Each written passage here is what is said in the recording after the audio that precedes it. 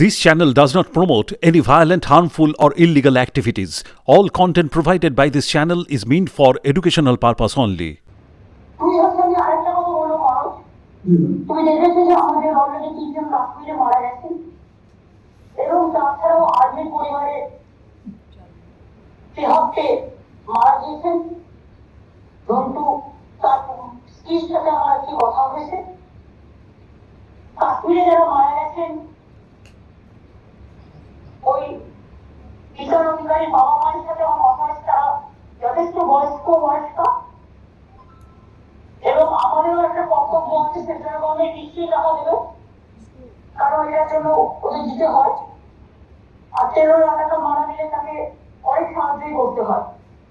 আমরা যেটা সিদ্ধান্ত নিয়েছি যে আমরা 10 লাখ টাকা করে পরিবারগুলি দেব এই পরিবারগুলোকে, যারা 13 টাকা মারা গেছে এবং আদি ভাই তিহট্টে মারা গেছে। তবে একটা ক্ষেত্রে যেটা অভাব যাদের আছে অস্ট্রেলিয়া, তাদের আমরা টাকাটা দুভাবে ভাগ করবো। 5 লাখ টাকা ওয়াইফের নামে যাবে, 5 লাখ টাকা যাবে বাবা মার নামে। আর একটা যে বিটারের বাবা মা যে আছে তারা খুবই বয়স্ক, তার ছেলের পয়সায় ওষুধ কিনতে হতো।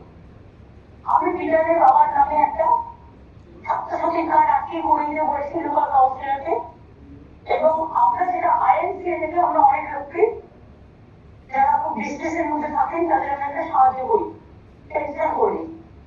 বিটারের বাবার নামে একটা 10,000 টাকার পেনশন আমরা করে দিচ্ছি, যাতে ওনার মেডিসিনের জন্য কোনো অসুবিধে না হয়।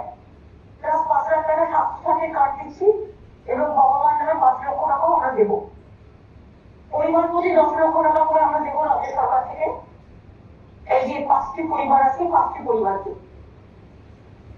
তুমি হচ্ছে যদি কেউ চাকরি চাই, যেমন আমাকে তিহট্টের স্ত্রীর সাথে আজকে আমার কথা হয়েছে, তিনি 12 সাল পাস করেছেন, গ্রাজুয়েশন করতে গিয়েছিলেন, তাই কমপ্লিট করা হয়নি, তো তাকে আমরা একটা চাকরি করবো আইন অনুযায়ী, special as a special case.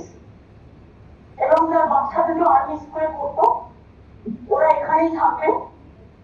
আমি তো অলরেডি সিএস তোমাকে কথা বলতে বলেছি মনোজ, জিজ্ঞেস করে নাও যে ওরা ওখানে থাকবে না ওরা কলকাতায় থাকবে, কারণ আর্মি স্কুল কলকাতায় আছে, তিহট থেকে মনে হয়নি। তাহলে আমরা অন্য ভালো স্কুল থেকে সেখানে বাচ্চাগুলো পড়াশোনার ব্যবস্থা করতে পারি।